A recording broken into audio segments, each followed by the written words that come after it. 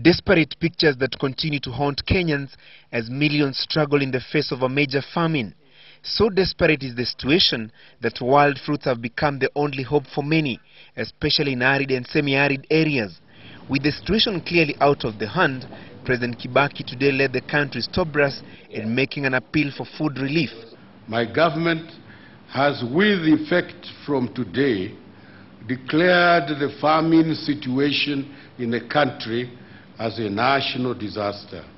Statistics indicate that at least 10 million Kenyans are in dire need of urgent food in various parts of the country. To offer meaningful humanitarian assistance to the suffering Kenyans, the government requires a whopping 37 billion shillings.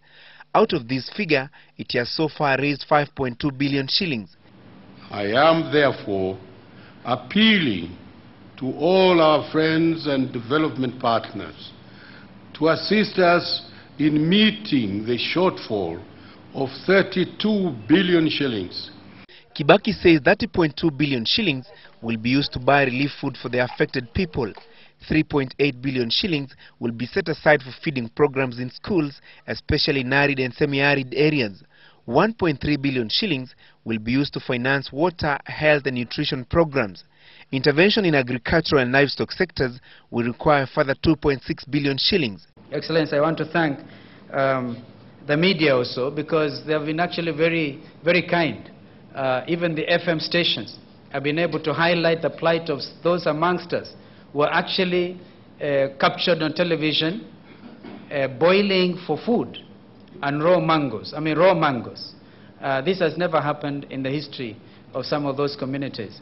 Though willing to answer the government distress call, the international community expressed concerns at reports of a maize scandal that has touched several top government officials. They want action taken against the suspects. We do urge that all the reports of possible corruption be investigated and obviously the prosecution be carried out. And we have already taken action against some persons whom you will see in court soon. And you should come forward and help us. Don't just leave it to us. Help us.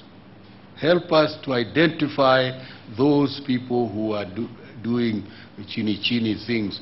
Chini-chini is Kiswahili for underground things.